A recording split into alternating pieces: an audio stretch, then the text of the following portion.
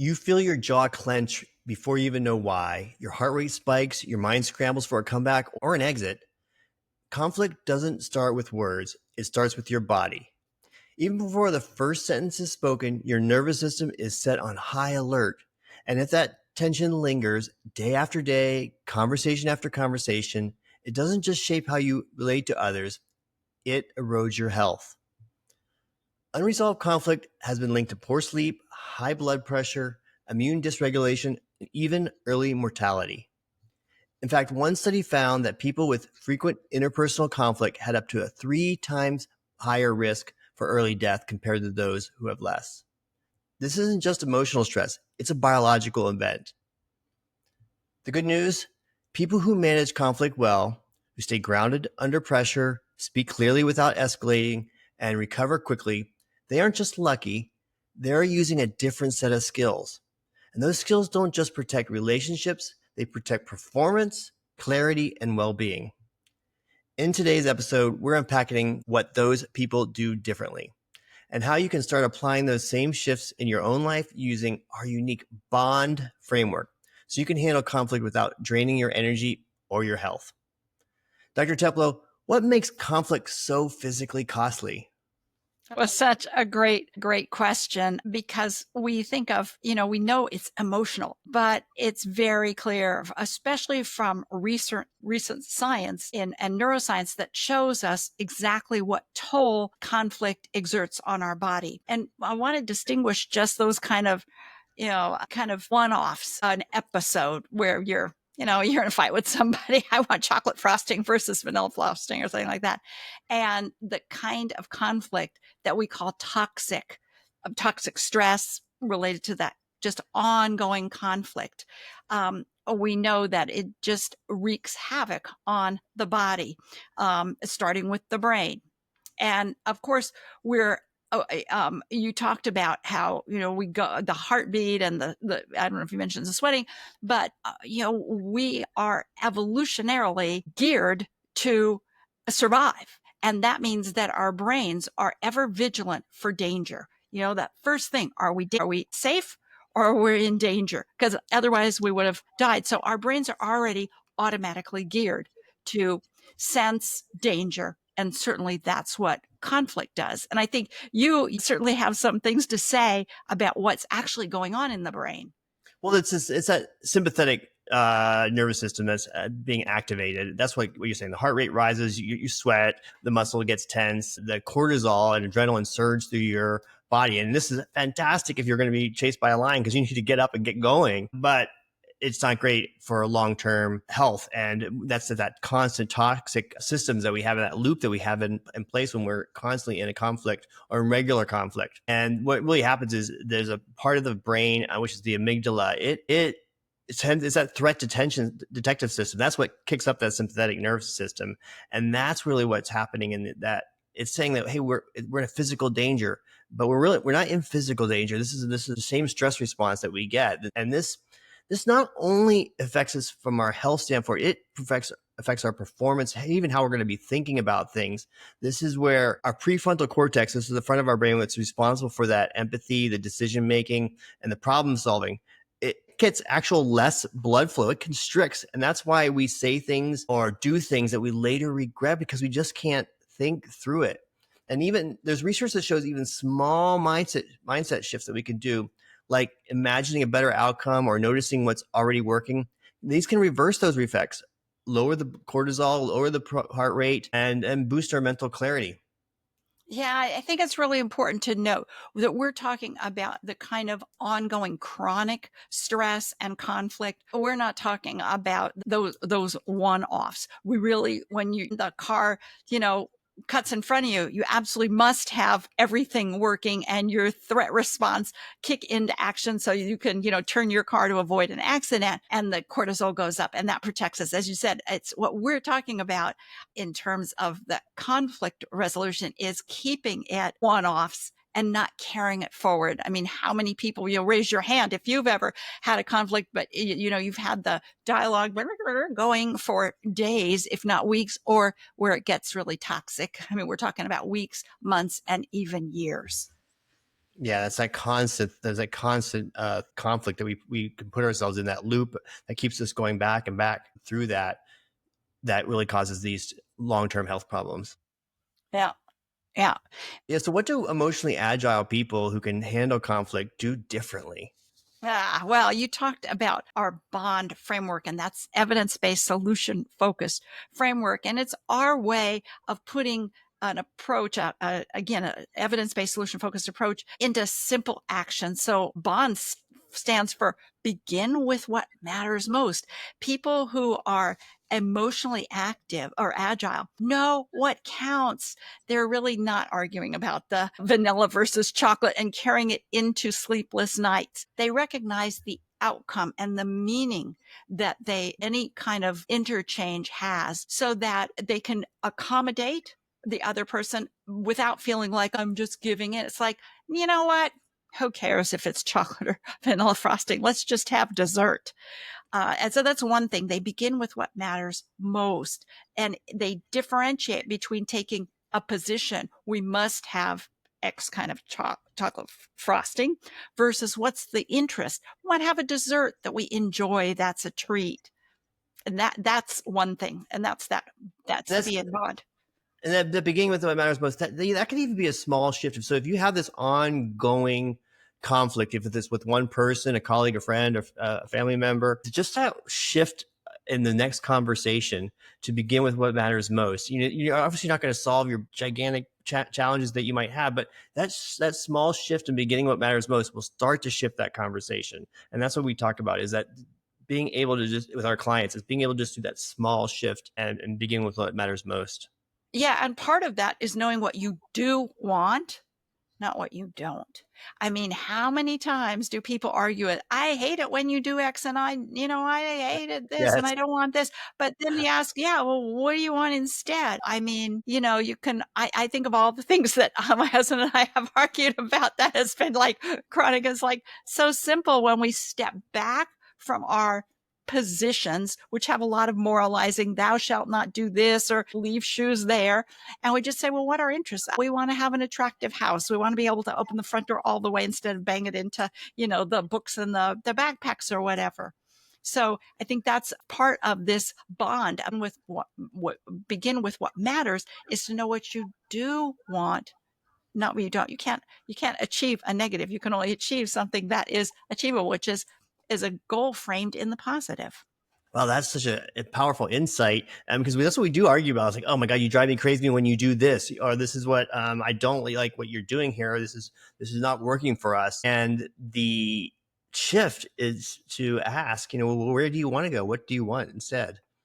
And what difference will it make? So, you can argue, I don't like your tone of voice. Well, what kind of tone of voice do you want? Well, I want you to be softer, or, okay. But then, but it doesn't become sustainable unless well, what difference will it make? I'll feel loved Uh, when you speak. If you toned it down, if you spoke softer and maybe even a little more slowly, I would feel like loved. And then the other person says, well, of course, a relationship is important. It's the most important. So then it's much easier if you know what difference it will make.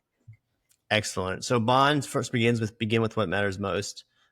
Then what's next for the O? It's observe what's already working, even if it's small, fleeting, or, it might be easy to overlook, or you might automatically overlook it. And I think that that's really important. People can just be in pitched battle and you say, well, observe what's already working. Are you kidding? They're ready to kill each other, but they're ready to kill each other in the same room, face to face. And they've made an appointment to meet. They've agreed on that. So, we can't dismiss those kinds of things. If that person that you're in a conflict with has agreed to sit with you, that's something working.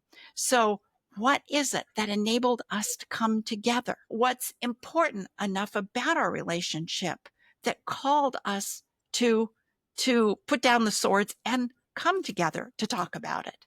So what I really like about observe what's already working is just it's it's twofold. For you to observe what's already working, because that's the shift internally in your mindset that allows you to come to the table with a different set of gratitude to the situation. And then also this is what we do. We have an upcoming quest, conflict resolution quest, and we go through this bond framework and we go step by step on how to actually do this. And what I find interesting is not just observing for yourself, but then you can, in this conflict scenario, you can explicitly state, okay, well, this is what we're doing that's working for us. We came together, we're sitting here, we've made this appointment, we respected each other's time to be on time for it, or whatever the statements are. But that also helps set the stage for success in the conversation. Yeah, absolutely. Interestingly, I know a couples therapist who, in couples therapy usually it's, well, what brings you here? What's the problem? And the first thing this therapist says is, tell me about how you met. Hmm. What made you fall in love with each other? What did you see in that other person? And just doing that, not even getting into, what brought you here? What are your problems? How long has it been going on? That changes everything. What a different way to go through the process for couples therapy. Yeah, let me get to know you a little better instead of, what's your problem? It's like, let me get to know you. How did you fall in Okay, love? Yeah. so bond, begin with that. What matters most, observe what's already working. What's the N stand for in bond? And name the next step. So this is a real world goal worth pursuing. And that next step isn't yet implementation, moving into action, but it's using your imagination, your creativity to say, suppose our conflict in some way was resolved or was moving to a point of resolution. Let's say in the next week or even 10 days, things are getting a little easier between us. What would be different? What would we notice? What would I be doing differently if in 7 to 10 days something shifted, something was different, and things were going easier? What would I be doing in that situation? What would the other person be doing? And why this is important, not to operationalize it or implement. It's something like, what are we going to do? Is because when you use the imagination, and you think about, what's I'll put this in quotes, our dream, you unleash tremendous creativity in your brain. And that's where you find solutions you never would have expected.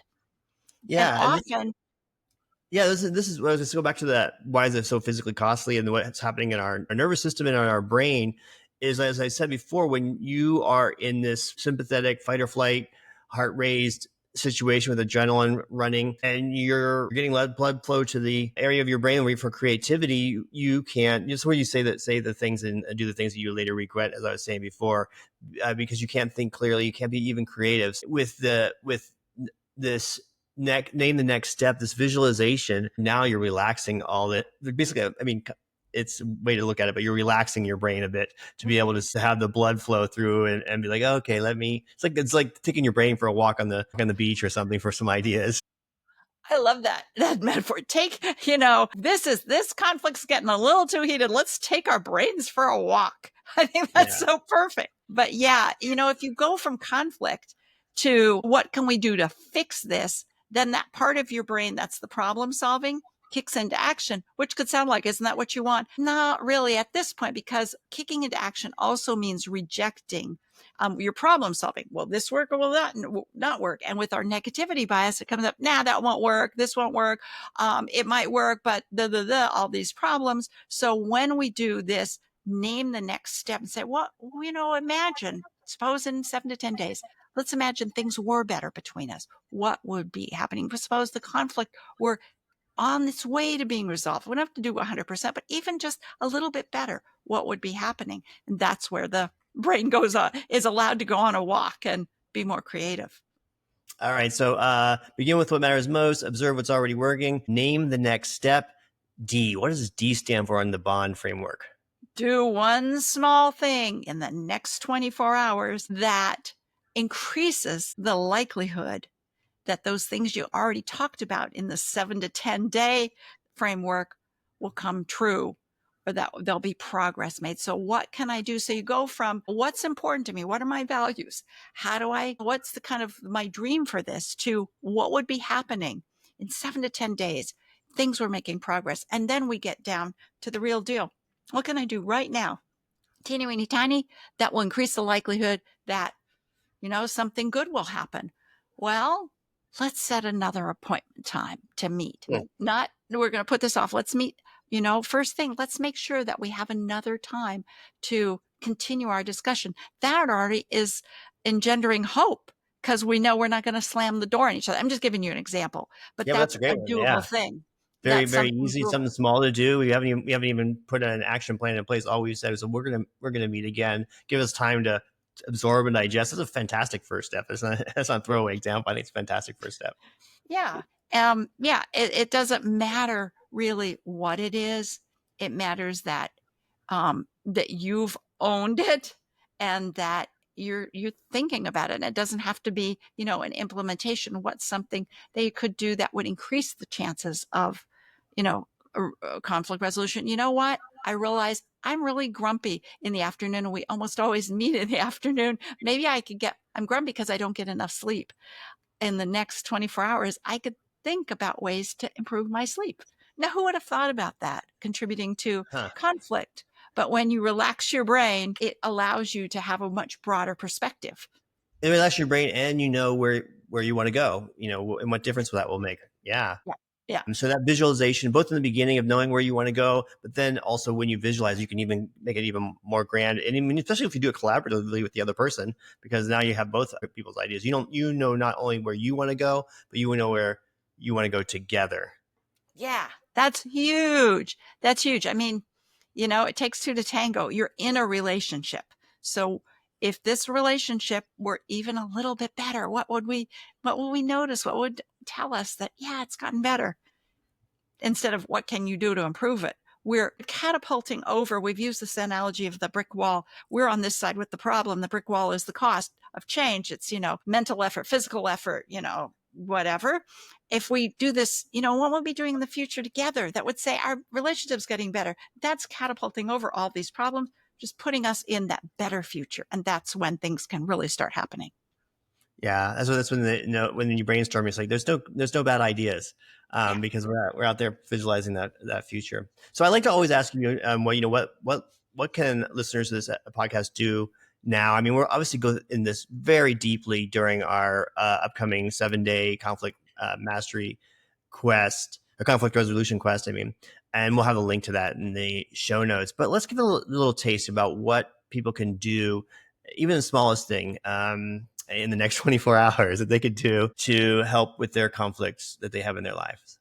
Well, I think one of the biggest things is to recognize that all language, anything that comes out of your mouth, influences. It's like, oh, stay neutral. You can't stay neutral. All conversations are co-constructed, and what gets paid attention to gets amplified. What you focus on grows. So if you're very act in your face, as I tend to be, act in your face and body while someone's saying stuff that's difficult or conflict inducing, it feeds it. When you're more still, calm, breathe, people can be ranting and raving. It doesn't fuel it. And I would say, so know that how you respond to what somebody says affects what they say.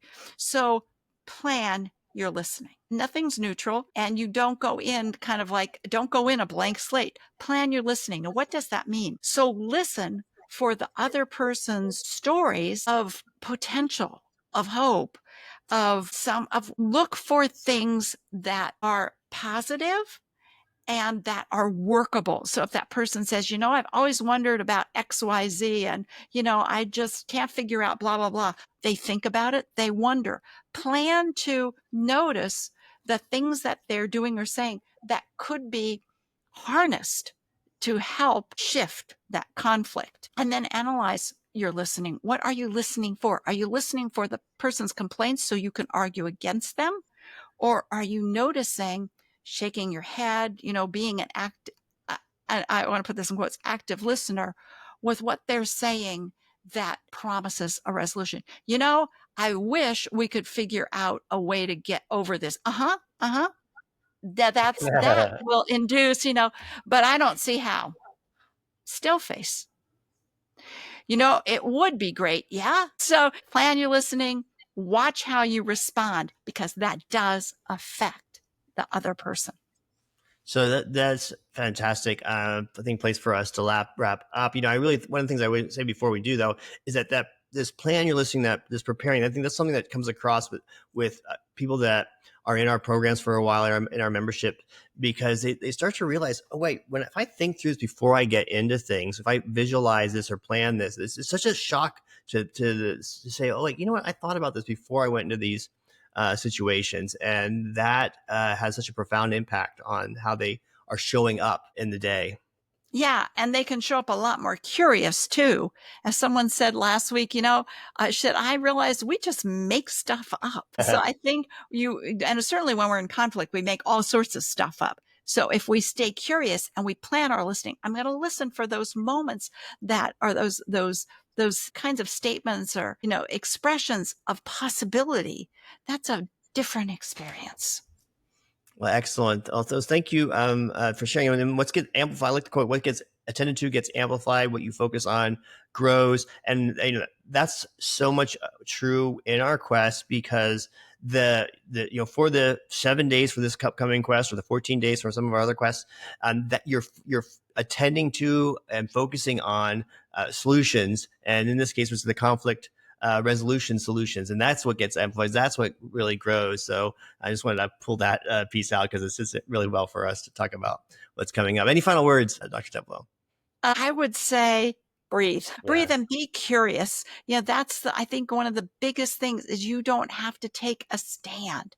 You need to be curious, and that gives you space yourself and gives a space for the other person. And then, as you said, Glenn, it's not you against, me against you. It's what are our shared goals? How can we get there together, even when we have very different perspectives?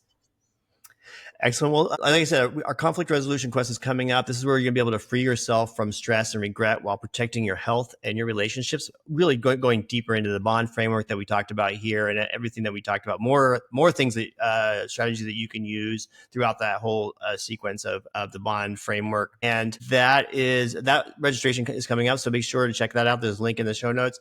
And if this is helpful, hit like and subscribe. It helps with the algorithm. We talk about solution-focused strategies every week to improve your health and well-being. And if you want to learn more about our unique solution-focused approach and book a complimentary coaching session, visit staminalab.io and put your questions and comments below. We love to answer those. Thank you, everyone, for listening. Until next time, remember, you are your own lab, you are your own experiment, and you are your own best coach. Be well.